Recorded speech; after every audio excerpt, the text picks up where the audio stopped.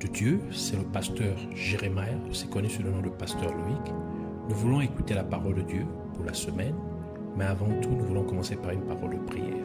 Alors, en signe de révérence à notre Père Céleste, à notre Dieu, baissons nos têtes et prions ensemble. Père éternel, Abba Père, Dieu de gloire, Roi des rois, Seigneur des seigneurs, Dieu tout-puissant. Merci pour ces moments. Merci encore de nous amener dans ta présence. Merci pour tout ce que tu as prévu pour nous en ces moments. Merci Seigneur de nous amener dans la révélation et la profondeur de ta parole. Nous venons recommander ces moments en tes mains, l'air, l'atmosphère autour de nous et en nous. Nous venons encore, Seigneur, nous lever contre tout ce qui n'est pas de toi, contre tout ce qui s'oppose à la connaissance et à la révélation de ta parole, que soit lié, renvoyé dans les gouffres de l'enfer, une fois pour toutes, au nom de Jésus-Christ. Nous libérons l'air, l'atmosphère, tout autour de nous et en nous, toute interférence maléfique, toute interférence démoniaque, devant contre toute principauté, du royaume des ténèbres, tout esprit méchant dans les lieux célestes, tout maître de ce monde obscur, toute puissance des ténèbres, les neutralisons, les renvoyons dans les gouffres de l'enfer une fois pour toutes au nom de Jésus-Christ. Et nous proclamons que Jésus-Christ est Seigneur à la gloire de Dieu le Père. Merci Seigneur pour ces moments. Merci Seigneur pour ta présence. Merci Seigneur pour ton Esprit Saint qui est au contrôle de toutes choses. Tu as dit que lorsque l'Esprit Saint viendra, qui nous enseignera toutes choses et qui nous conduira dans toute la vérité, qui nous révélera les choses à venir, qui nous rappellera les choses que tu as enseignées. Laisse qu'il en soit ainsi en ces moments. Au nom de Jésus-Christ. Amen. Alors nous allons prendre notre texte principal des Saintes Écritures dans le livre de Genèse chapitre 1, versets 26 à 28. Alors nous lisons la parole de Dieu dans le livre de Genèse chapitre 1, versets 26 à 28 au nom de Jésus-Christ. Puis Dieu dit, faisons l'homme à notre image, selon notre ressemblance, et qu'il domine sur les poissons de la mer, sur les oiseaux du ciel, sur le bétail, sur toute la terre et sur tous les reptiles qui rampent sur la terre. Dieu créa l'homme à son image, il le créa à l'image de Dieu, il créa l'homme et la femme.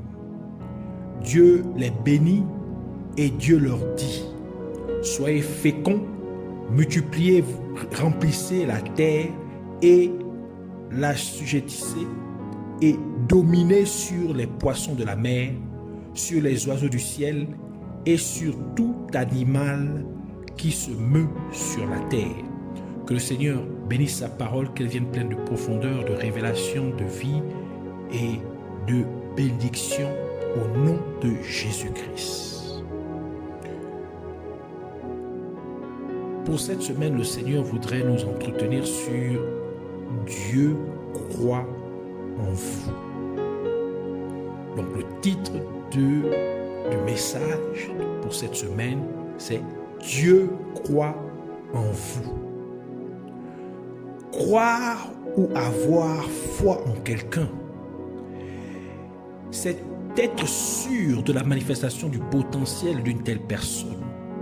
Car la foi est l'évidence des choses qu'on ne voit pas, comme nous le dit le livre d'Hébreux, Hébreux chapitre 11, verset 1, qui dit « Or la foi est une ferme assurance des choses qu'on espère, une démonstration de celles qu'on ne voit pas. » Ainsi, dire que Dieu croit en vous, cela signifie que Dieu est sûr de la manifestation de votre potentiel.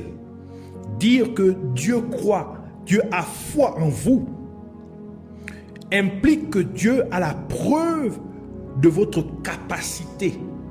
Dieu est certain de la tangibilité de ce que vous pouvez faire.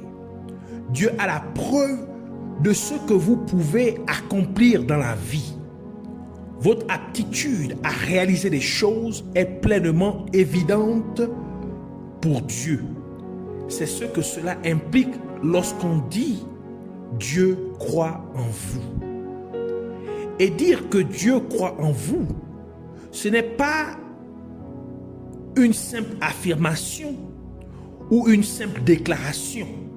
C'est la vérité. C'est bien une réalité que Dieu croit en vous. Et cela dès votre création. Car Dieu n'aurait même pas pris la peine de vous concevoir et de vous faire exister s'il ne croyait pas en vous. Ainsi, le simple fait que vous existez est une preuve que Dieu croit en vous. Dieu croit en vous parce que vous avez été créé à son image et à sa ressemblance. Donc Dieu croit que parce qu'il peut le faire, vous pouvez aussi le faire. C'est pourquoi Dieu a dit, dans Jean chapitre 14 verset 12, c'est Jésus qui parle, il dit, celui qui croit en moi fera aussi les œuvres que je fais. Lévitique chapitre 11 verset 44, il dit, car je suis l'Éternel votre Dieu, vous vous sanctifierez et vous serez saints, car je suis saint. En effet, vous êtes la copie originale de Dieu lui-même. Et c'est pour cette raison que Dieu croit en vous.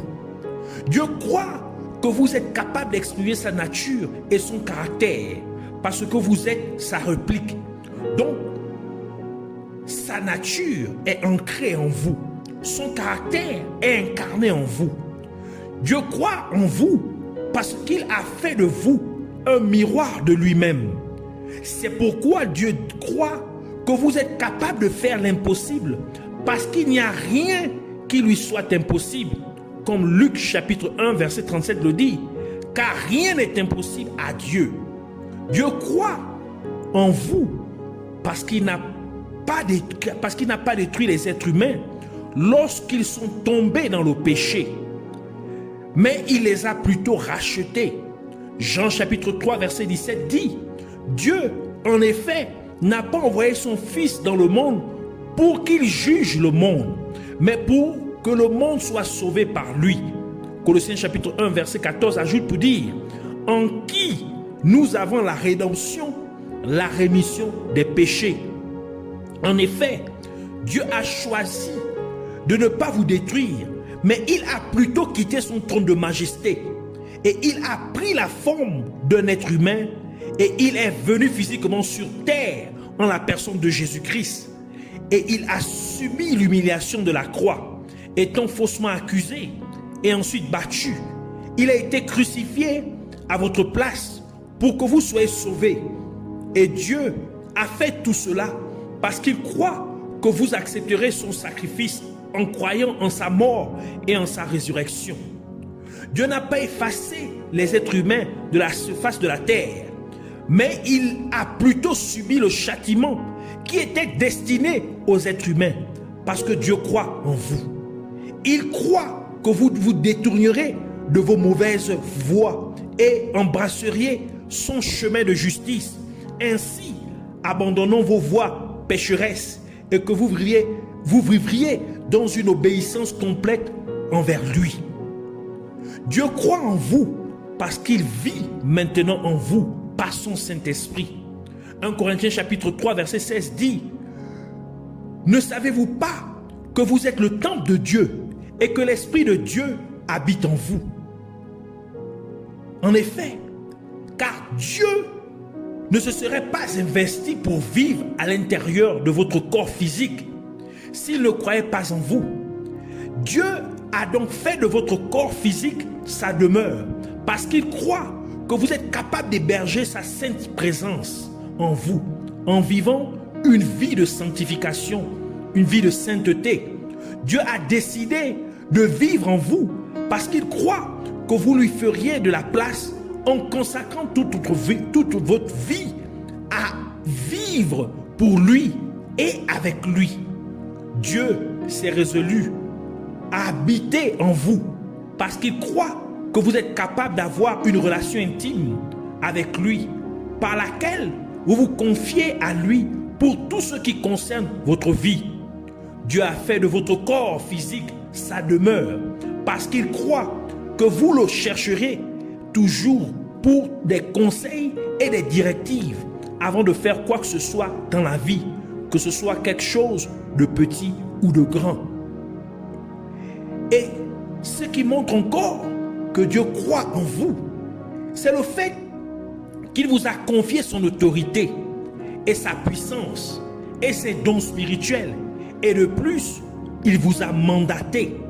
Matthieu chapitre 16, verset 19 dit, c'est Jésus qui parle, « Je te donnerai les clés du royaume des cieux.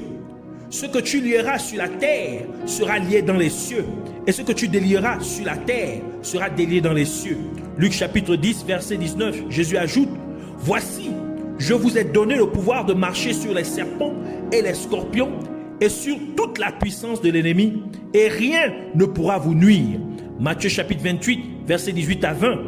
Jésus s'étant approché, leur parla ainsi, « Tout pouvoir m'a été donné dans le ciel et sur la terre. Allez, faites de toutes les nations des disciples, les baptisant au nom du Père, du Fils et du Saint-Esprit, et enseignez-leur à observer tout ce que je vous ai prescrit. Et voici, je suis avec vous tous les jours, jusqu'à la fin du monde. » Marc chapitre 16, verset 17 à 18. Jésus continue pour dire, « Voici les miracles qui accompagneront ceux qui auront cru. En mon nom, ils chasseront les démons. Ils parleront de nouvelles langues. Ils saisiront des serpents. S'ils boivent quelques breuvages mortels, il ne leur fera point de mal. Ils imposeront les mains aux malades et les malades seront guéris. » 2 Corinthiens chapitre 5 verset 20 vient pour conclure, pour dire, nous faisons donc les fonctions d'ambassadeurs pour Christ, comme si Dieu exhortait par nous, nous vous en supplions, au nom de Christ, soyez réconciliés avec Dieu. Ainsi, Dieu croit que vous pouvez vivre une vie de sainteté. Il croit que vous pouvez marcher dans l'obéissance à ses commandements. Sinon, il ne vous les aurait pas donnés. Dieu croit que vous pouvez vaincre Satan et tous les autres anges déchus. Sinon, il ne leur aurait pas permis de venir contre vous. Dieu croit que vous pouvez surmonter le problème ou le trouble que vous traversez. Sinon, il ne l'aurait pas permis de venir sur votre chemin. Dieu croit que vous pouvez aimer vos semblables, même ceux qui prétendent être vos ennemis. Sinon, il ne l'aurait pas permis de vous haïr. 1 Corinthiens chapitre 10, verset 13, le verset dit, qui est fidèle, il dit, et Dieu qui est fidèle ne permettra pas que vous soyez tentés, c'est-à-dire que vous soyez combattus au-delà de vos forces. Par conséquent, de la même manière que Dieu croit pleinement que vous pouvez le faire, il exige donc que vous croyez également pleinement en lui. Dieu veut que vous croyez qu'il peut vous délivrer, qu'il peut vous guérir, et ainsi de suite. Il faut bien le comprendre. Dieu ne vous demande pas de croire en vous-même, mais il vous demande de croire en lui, parce qu'il n'y a pas de vous sans lui. Cela signifie que vous existez en Dieu, et en dehors de lui, vous cessez d'exister. Vous cessez d'être vous. Vous cessez d'être ce que Dieu vous a appelé à être si vous essayez de vous dissocier de Dieu. D'où la parole de Dieu dit dans Galates chapitre 2 verset 20, « J'ai été crucifié avec Christ, et si je vis, ce n'est plus moi qui vis, c'est Christ qui vit en moi. Si je vis maintenant dans la chair, c'est-à-dire dans le physique, je vis dans la foi au Fils de Dieu qui m'a aimé et qui s'est livré lui-même pour moi. Dès lors, ce n'est plus vous qui vivez, mais c'est Dieu qui vit à travers vous. C'est Jésus-Christ qui doit vivre au travers de vous. C'est pourquoi la parole de Dieu dit dans Colossiens chapitre 1 verset 27, de dernière partie, Christ en vous, l'espérance de la gloire. N'essayez pas de vous voir au travers des problèmes que vous traversez, car ils ne déterminent pas qui vous êtes. Par conséquent, arrêtez de vous concentrer sur vos problèmes, car ils vous empêchent d'apprécier et de reconnaître qui vous êtes en Jésus-Christ, parce que vous êtes bien défini en Jésus-Christ. Ainsi, vous devez vous voir à la lumière de la parole de Dieu, car Jésus-Christ est la parole de Dieu. Et vous êtes donc la parole de Dieu en manifestation, car Dieu a parlé pour que vous veniez à exister. Par conséquent, votre capacité à accomplir des choses dans la vie réside dans ce que Dieu dit que vous pouvez faire. Votre capacité à faire des choses dans la vie réside dans la parole de Dieu. Et c'est la raison pour laquelle Dieu vous demande de croire en sa parole, de même que Pierre crut en la parole de Jésus-Christ. Et Pierre dit, sur ta parole, je jetterai le filet.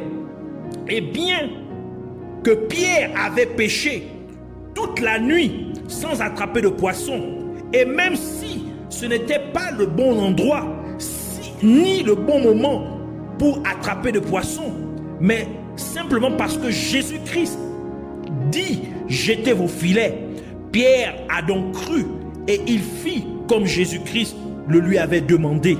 Et à la suite de la manifestation de sa foi par son obéissance à Dieu, Pierre attrapa une multitude de poissons, comme l'atteste Luc chapitre 5 verset 5 à 6 qui dit, Simon, c'est-à-dire Pierre, lui répondit, Maître, nous avons travaillé toute la nuit sans rien prendre, mais sur ta parole, je jetterai le filet. L'ayant jeté, ils prirent une grande quantité de poissons et leur filet se rompait. C'est la même chose que Dieu fit avec Ézéchiel, car Dieu aurait pu élever par lui-même les ossements desséchés en une armée puissante. Mais Dieu demanda plutôt à Ézéchiel de le faire, parce que Dieu croyait en Ézéchiel.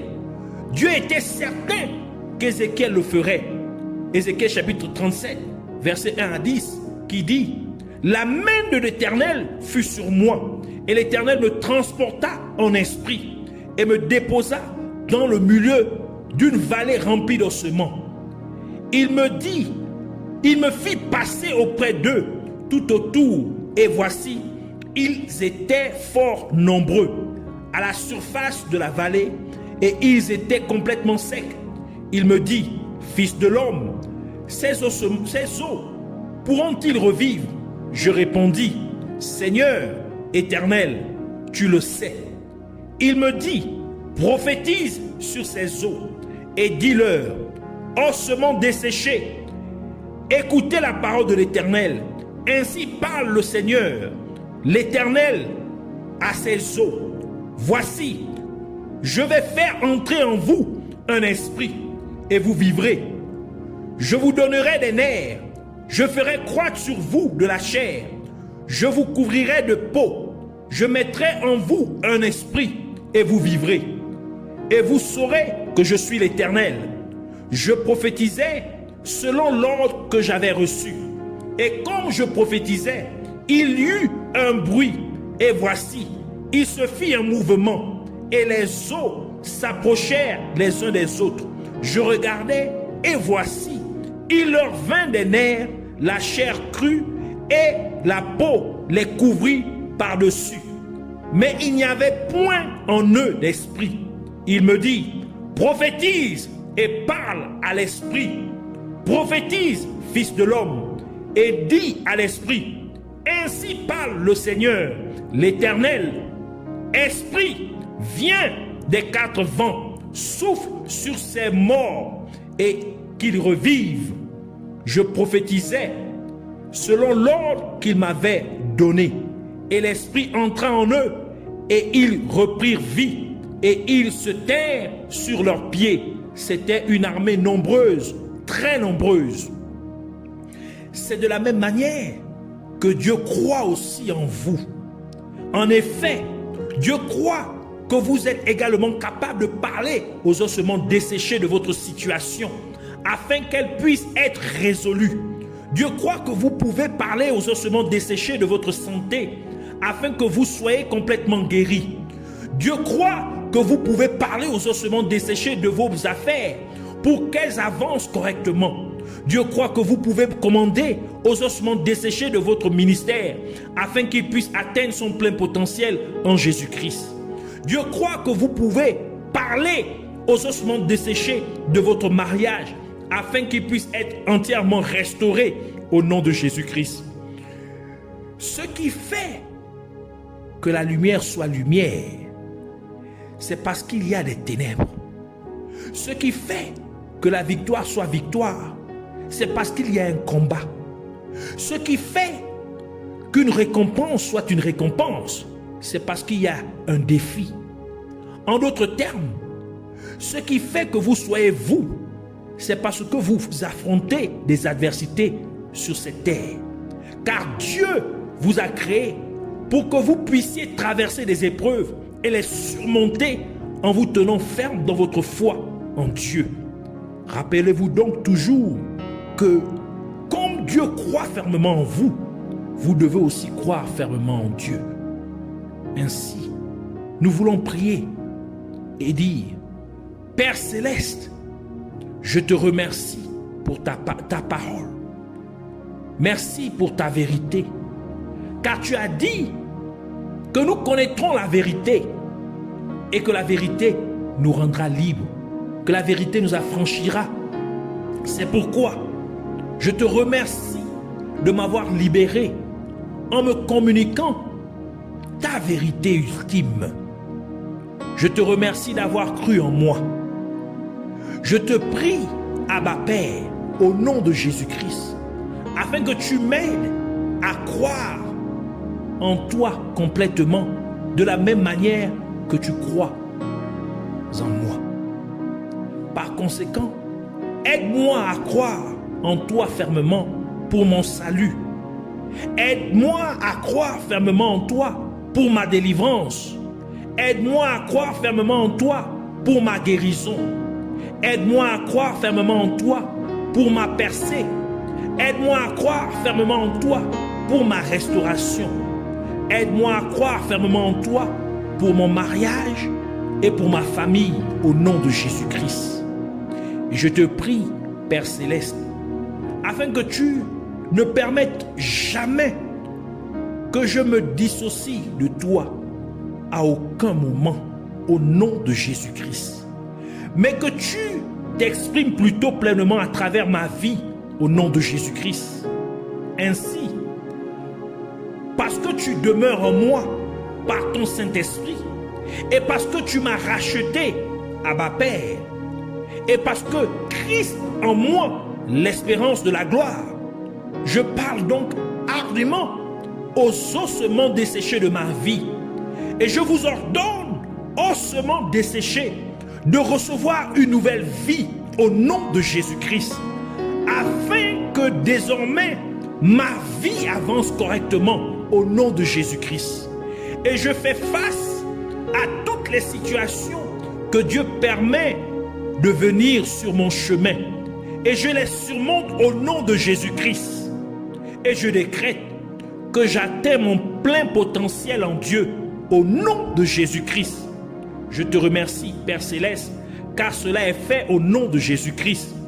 Puisses-tu ainsi recevoir toute la gloire et l'honneur pour toujours et à jamais, au nom de Jésus-Christ. Amen.